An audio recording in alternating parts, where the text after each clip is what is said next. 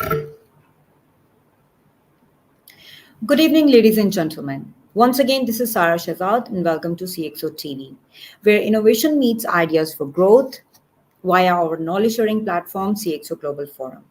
Joining us today, Mr. Ahmad Javaid, CEO of Cytellite. Mr. Ahmad is an insightful cybersecurity professional with diversified experience. His specialities are digital trust, cybersecurity, data privacy, and many more. Very good evening, Mr. Ahmad. How are you today? I'm doing great. Bismillah ar-Rahman Rahim. And thank you for having me today. Welcome to our show, Mr. Ahmed. We appreciate it. Mr. Ahmed, we would like to know what your personal journey, that how you started and what inspired you to come to this line of work.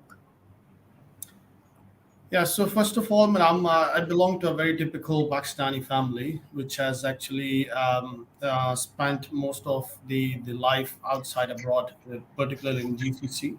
So I'm myself as a born and raised in Kuwait, and Okay. my kids are the third generation there. And I Okay. happen to live in almost each and every country within the GCC. So these days I'm based out in Qatar. All So right. so my journey actually typically starts from the very important historical moment, which is we referred as a Gulf War. When I was we were based out in Kuwait, and then suddenly that the Gulf War happens, and then we have to migrate back to Okay. Pakistan. And I continued my studies there. I did my bachelor's from Pakistan, and All then I moved back to Kuwait, and I did my then master's from Belgium, and my doctorate is from US. Okay. So you have seen a lot about Gulf region, and you have been through thick and thin because those times are very difficult. Indeed, it is, and I have seen like lots of ups and downs in this region, and particularly like the recent few years where a geopolitical situation got really tense out, Yeah, and must be. that's why, which is the technological evolution, and in particularly the what our my favorite the topic which we'll be discussing more today Yeah, will be exactly. We will. So, Mr. Ahmed, what is One Trust Privacy Connect? see considering the importance of cybersecurity and data privacy these days. I mean, because globally this has been taken as a very important initiative by governments, institutions, corporates, and so on. So much so is for the individuals as Agreed. well. So there is a need to spread that awareness of why this information which we are dealing with, it's sensitive, and it's we need to be careful in terms of sharing with others, and we need to be vigilant about that information Yes. who is accessing our personally identifiable information. So in the effort of the same, when we have basically established few forums here in the region of Middle East, where we share the knowledge and experiences in terms of cybersecurity and data privacy.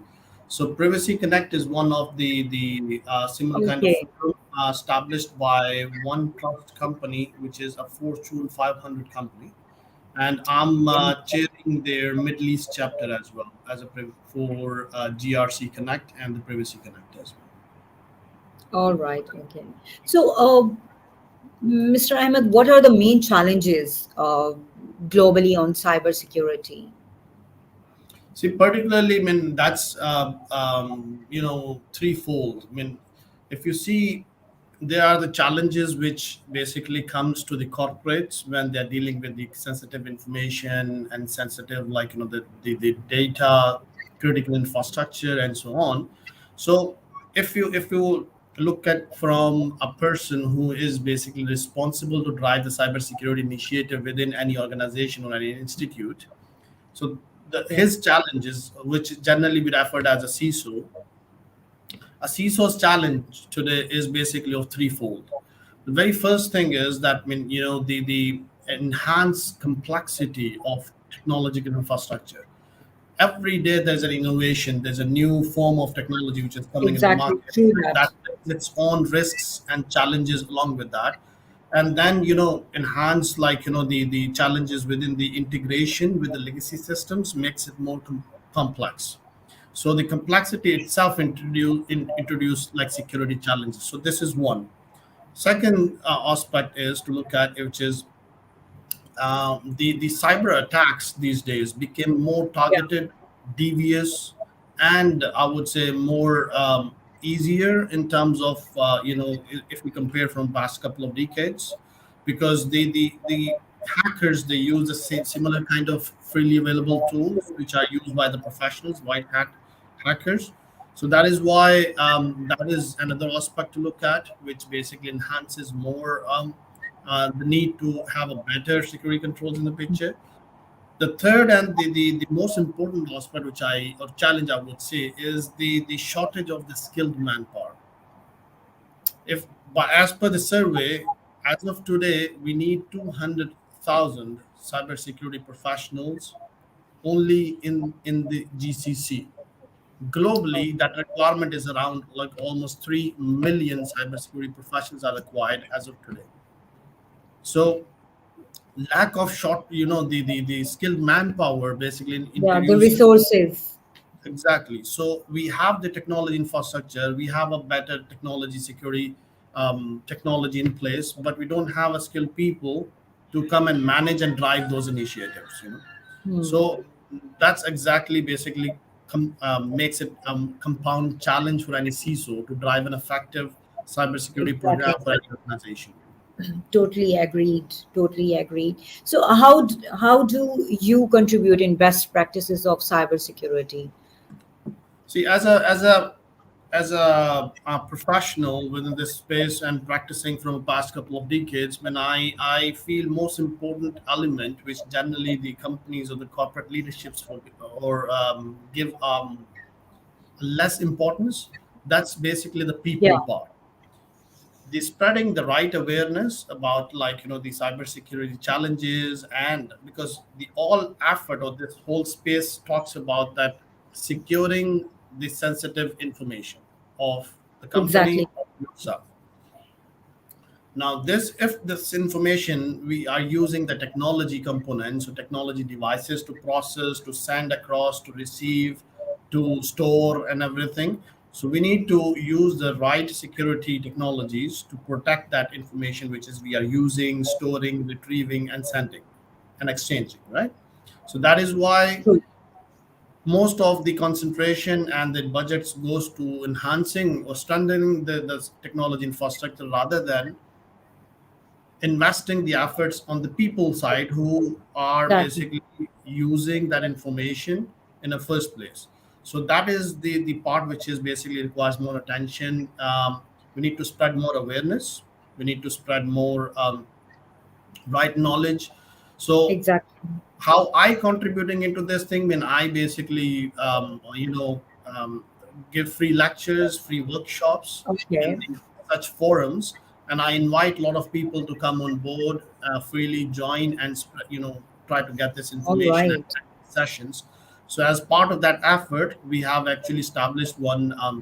The along with some good friends as well. A Okay. global, now it's reached to the global range as well. That some Pakistani friends, they are together. We established one forum which is called as GISPP, Okay. Global Information Security Professionals from Pakistan, and it is now has a global reach. So So you have people, a presence in Pakistan also? that is for Pakistanis. So we have basically established. So that's All exactly right. No, I so. mean your team is working in Pakistan as well. You have your branch here. Yeah, we have the Karachi chapter, Lahore chapter, as well as Okay. Islamabad chapter, and we All have right. regular get-togethers there as well. Yeah. All right. Okay. So, what do you think that because you are in uh, abroad, and of course, people do understand more the sensitivity of uh, cybersecurity. We are talking about this. What do you think about Pakistan? Because there are a lot of organizations who are still reluctant to, they think it's an expense, everything is fine. So there are still a lot of the organizations, and then they end up eventually, something happens, every day it's hacking and so many things are happening. So do you think that Pakistan is picking up that pace to adapt it, the precautionary measures, or it's still?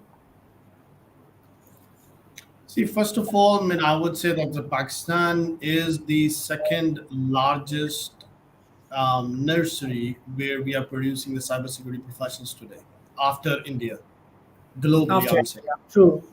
right? In terms of numbers, if you say per se, but if you compare with the as compared to per capita or the per as per the population, I mean, we are producing way higher than them, and the quality professionals as well. So that is why, I mean, I don't see that there is any aspect which should, we where we should feel that when there is no right importance has been given to Pakistan. When I have seen like a lot of initiatives have been taken by the universities in Pakistan, and a lot of forums have been established where we are discussing these topics.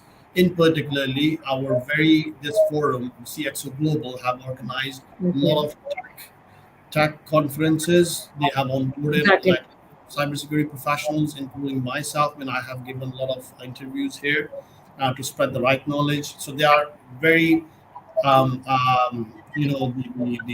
are leading, the professions in this space. They are part of the forum, and in Pakistan, they are bringing a lot of knowledge. However, if we compare globally, I mean, this is not about the geography. Now the world is a global village in terms of like technology. When we say the World Economic Forum has basically rated the cyber attacks as a fourth highest risk to the global economies today. So it's all over. It's not regardless of It's the not just geography. Pakistan. It's not only the Pakistan, and more bigger the geography is, more higher the number of attacks. It's not about I mean, like how you will be hacked, or whether you have been hacked. Everyone can be hacked, and it's about when. Are you Yes, ready that's true. to, do you have the appropriate defensive measures in order to protect you from such attacks? So such initiatives have been taken globally, and Pakistan has been rated in the top 10 countries who have the better security measures. Yes, there is always a room for improvement, but on the other side, what of your question, which is saying like there's some people who still consider the security function as Exactly. the top center.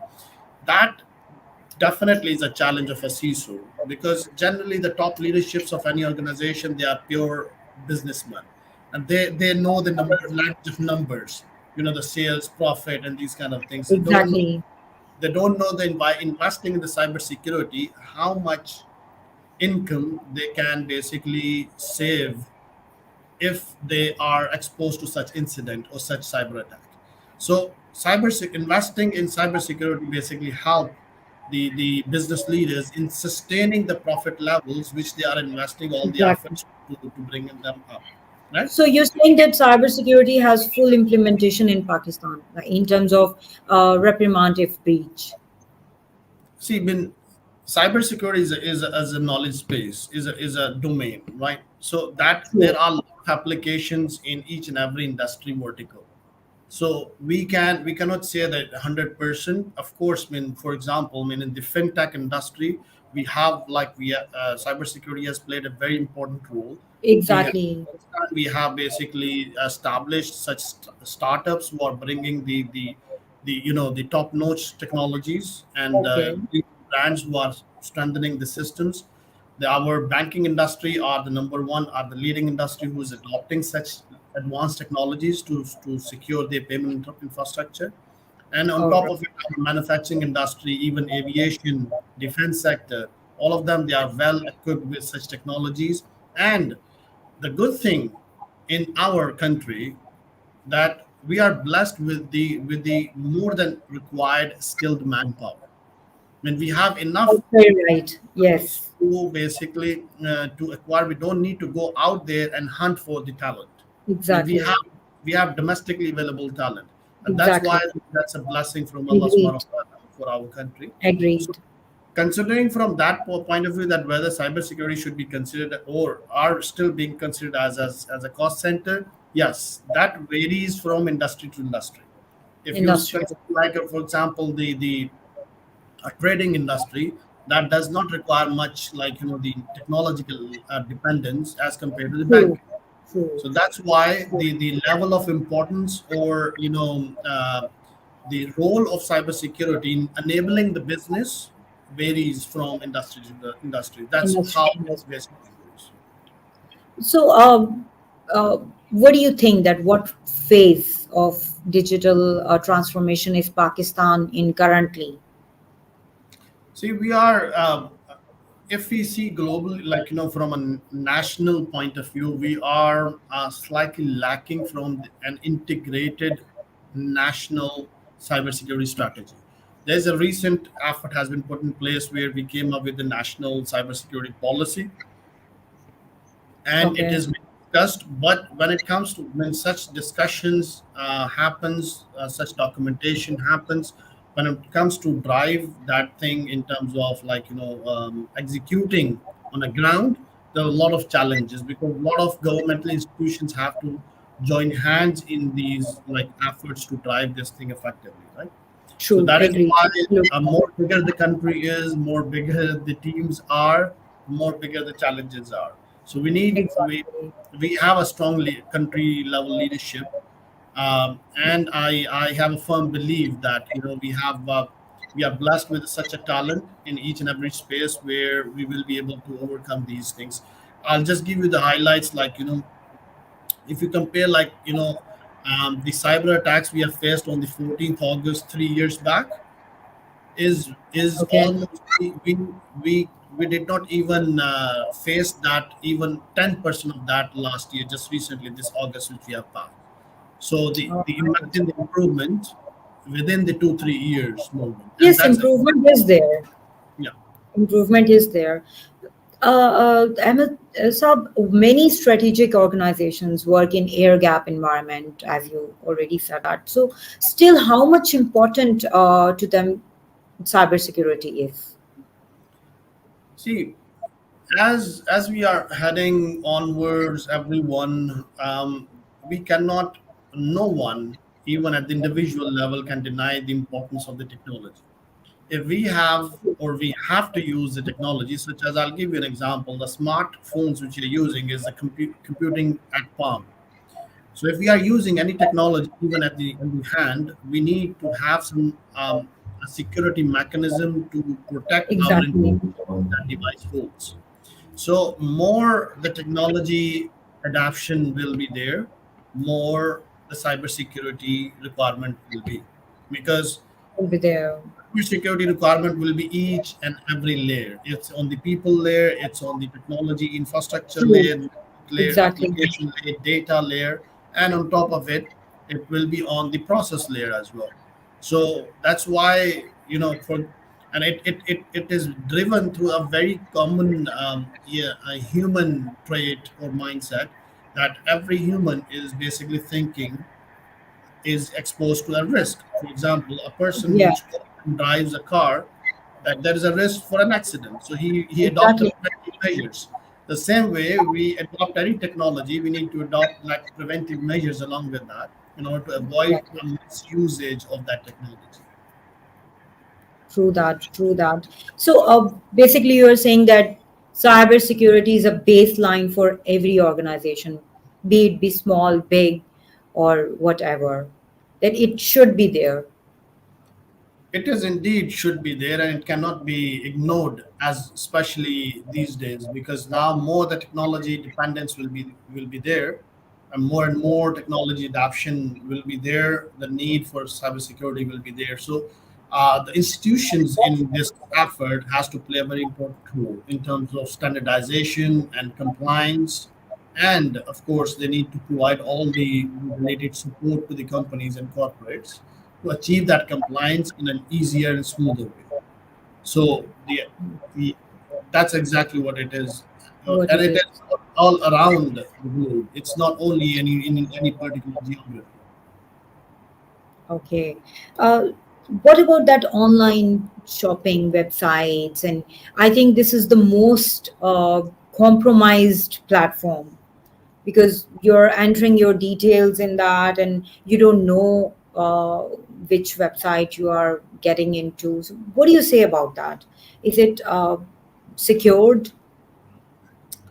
So even online shopping website are generally categorized as the e-commerce platforms. E-commerce Exactly. is like now, see, the compromise or hacking in other the term which we generally use is an act which we do something and in an unusual way, which means a person who wants to steal something, he gonna do and something unusual, and he will, for example, shoplifting. That's not a normal thing which anyone will do. Exactly. That's exactly the e-commerce platforms are basically where most of the people comes and buy shopping. So there's a finance Exactly. involved, there's money involved. So we need to first understand what is the motive behind for a hacker, that what exactly he's looking for. If he's looking for just for a reach to a money or cash, or he's part of some like what do you call the espionage, the state funded espionage effort campaign.